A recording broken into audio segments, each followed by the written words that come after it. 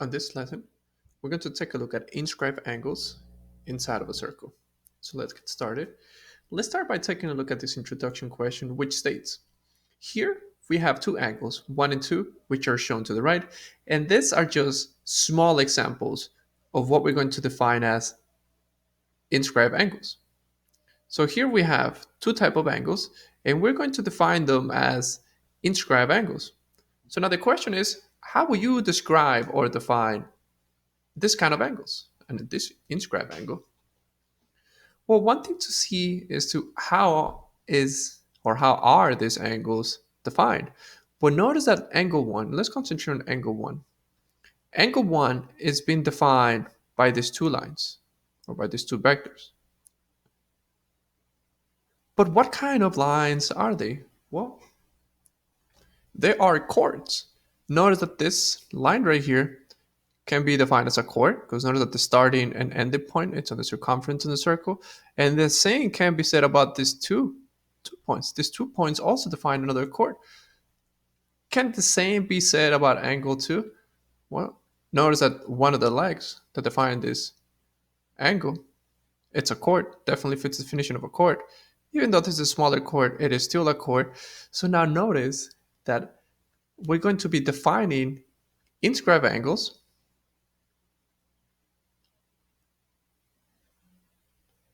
So inscribed angles are going to be angles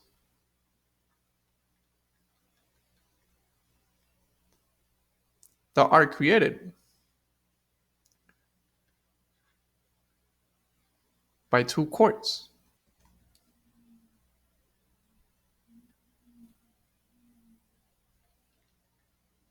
In a circle.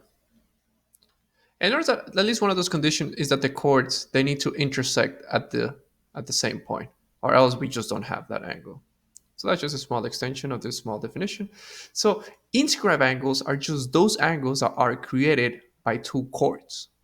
And the chords needs to be intersecting at one point, which is the third vertex for that angle.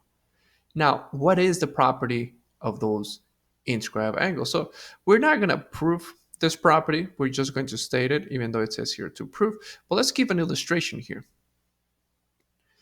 So let's start by looking at some circle. Let's call it circle O.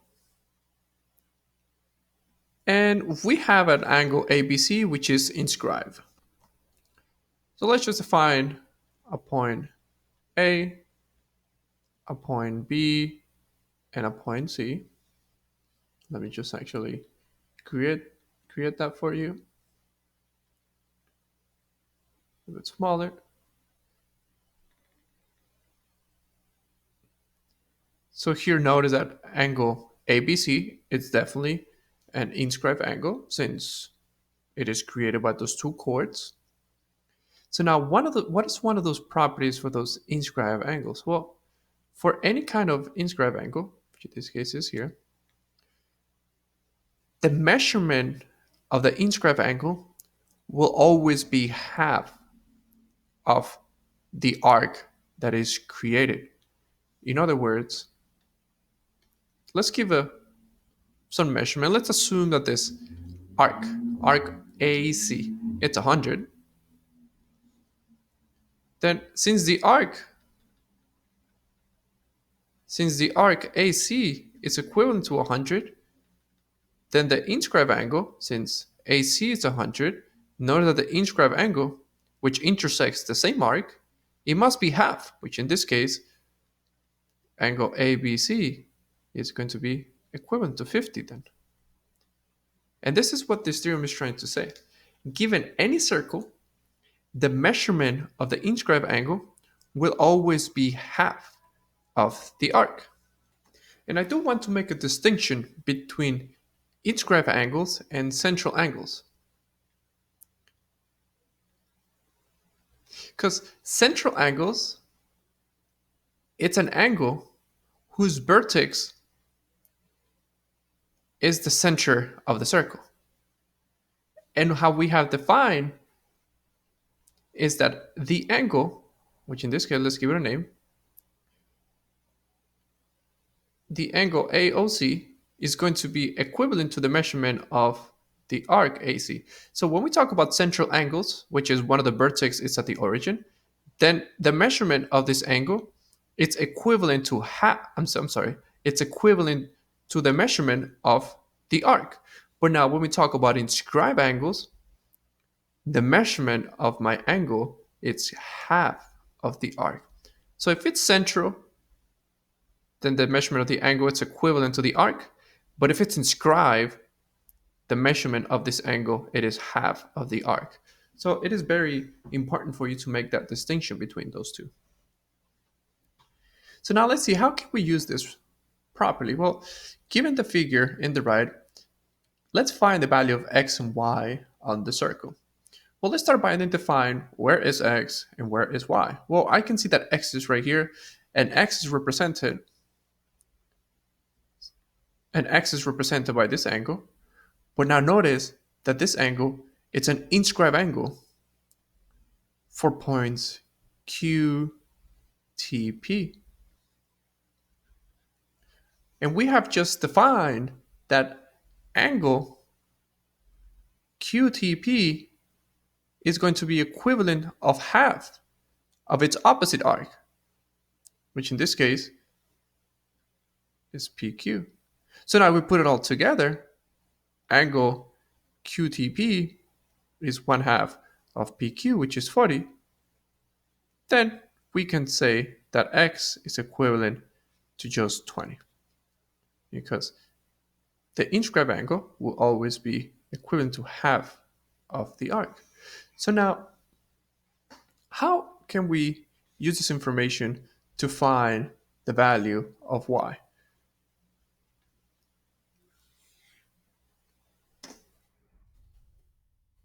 Well, where is y? Well, y, it's located right here. Y is a representation of the arc of QP. Now, what do we know about this angle? Well, notice that angle y, or I'm sorry, not angle y, but just measurement of y, it's a small portion, or it's a segment of a bigger arc, PR. And notice that PR is the arc that is created by this inscribed angle, PSR. And we know that there's a relationship between an inscribed angle and the arc that is opposite to it. And that is that the arc PR is going to be twice as angle PSR, which is exactly the opposite of this. So if the angle is half of the arc, then the arc is double the angle. So if I know that the angle was 50, then definitely the arc it's 100. So now I know that PR it's 100.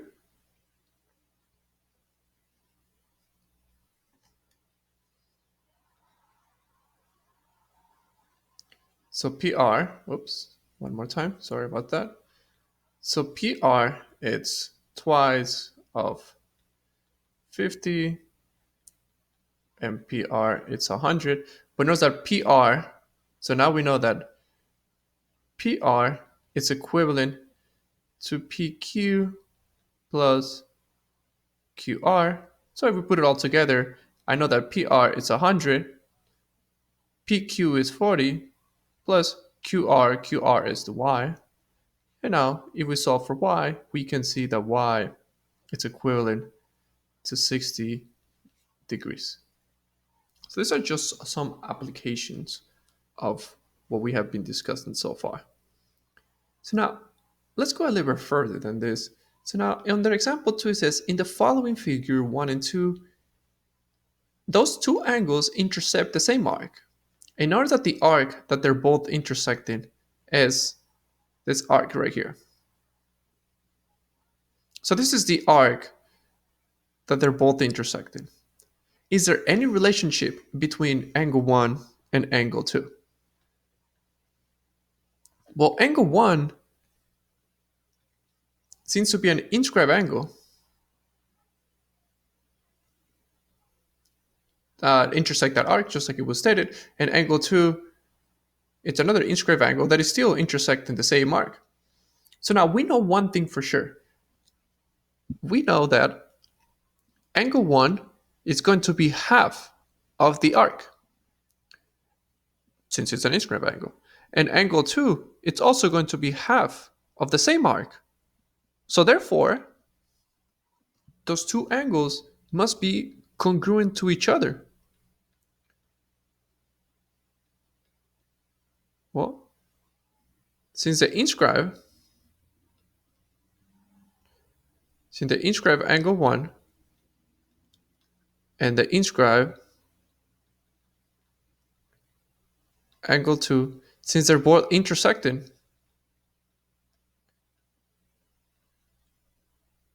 the same arc, then we can conclude those two angles are congruent to each other. So what we have just thought about it is that in any situation under a circle, if you have two inscribed angles and they happen to intersect the same arc, then we can say that those two angles are going to be congruent to each other. So if we go a little bit further under example 3, if we take in consideration the chord mx and xn. So notice that here we have two chords now. We have the chord mx, mxn,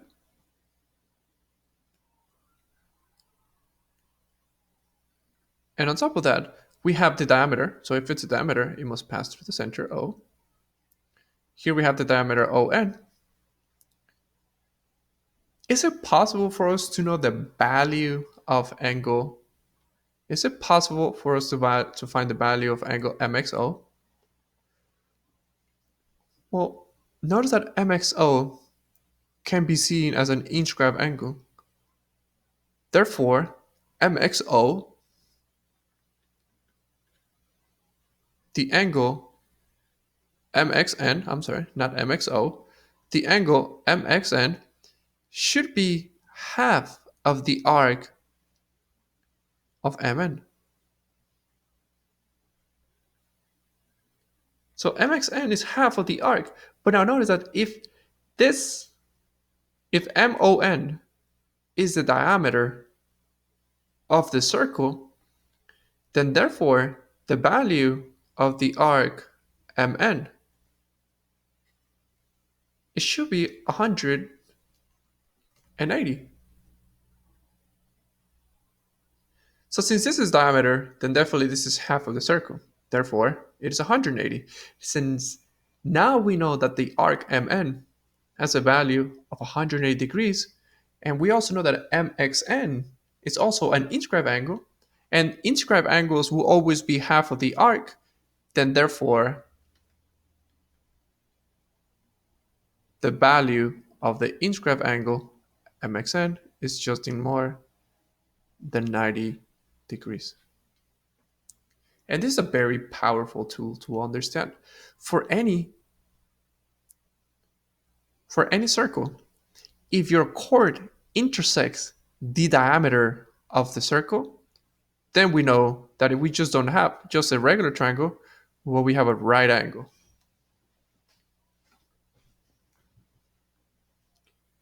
So let's take a look at an expansion of this idea on the following figure. Let's take in consideration the circle, and now let's inscribe a quadrilateral.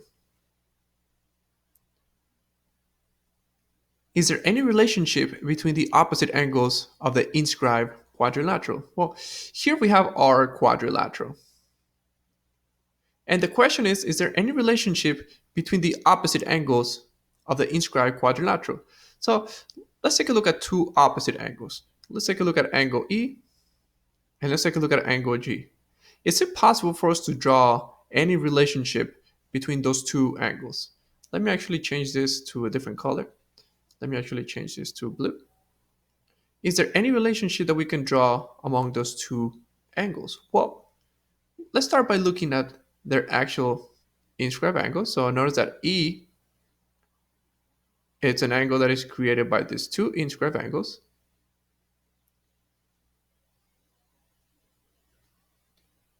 And therefore,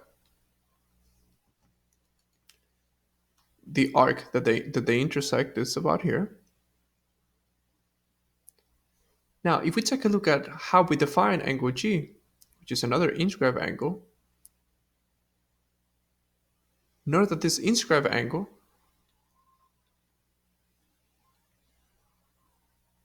intersects this opposite arc. Now, let's pause here for a second and let's think about the relationship that they might have. We know that if I take a look at the arc HF, or it's not just HF, I'm sorry, HGF, and I add the arc HEF,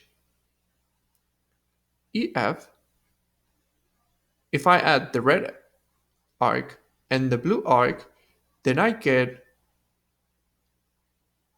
a full circle. Because notice that if I add those two arcs, I get the complete circle. But how can I use this information? Well, notice that HGF,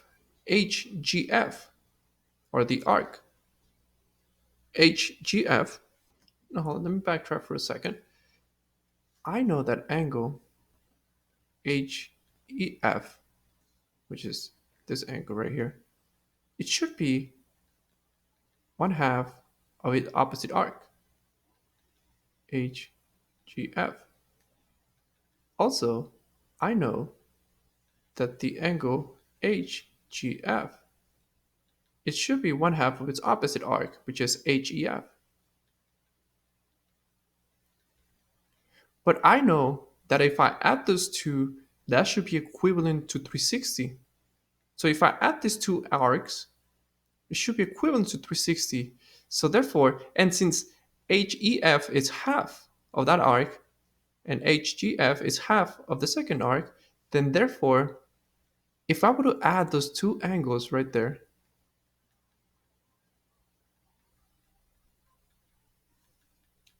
they should be equivalent to 180. If I have two arcs and they're equal to 360, and I know that the opposite inscribed angle is half of them, so therefore, if I were to add these two inscribed angles, it should be equivalent to 180. And what we have just shown here is that in an inscribed quadrilateral,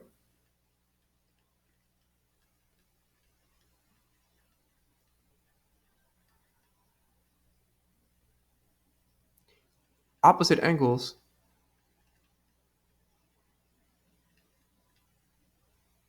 are supplementary.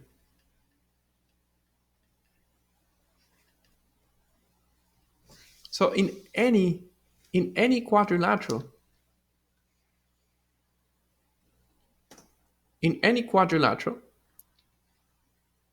angle E and angle G, so angle E plus angle G, they should be equivalent to 180. And also angle F and angle H,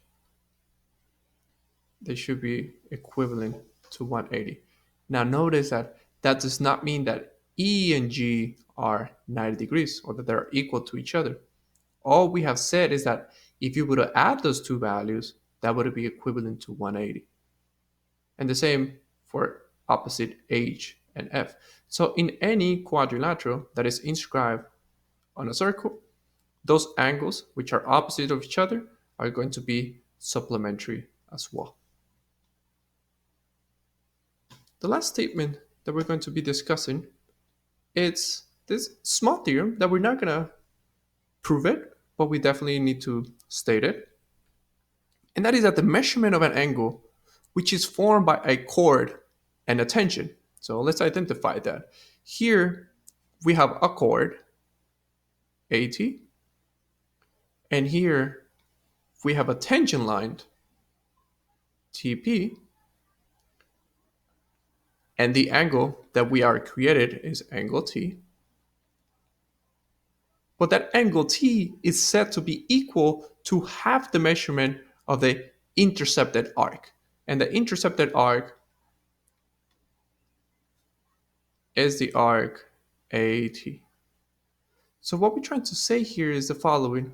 In any circle, if you take a look at a chord and you create an angle with the tangent, then the angle that we are creating should always be equivalent to half of the intercepted arc.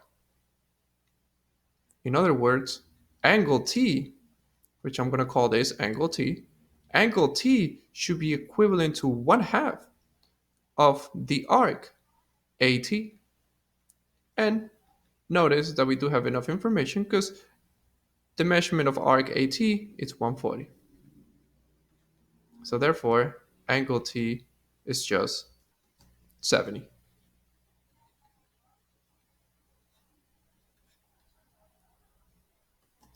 Let's just recap what we have said today. What we have said today is that we started by looking at inscribed angles. What we have said that inscribed angles are just angles that are created by two chords.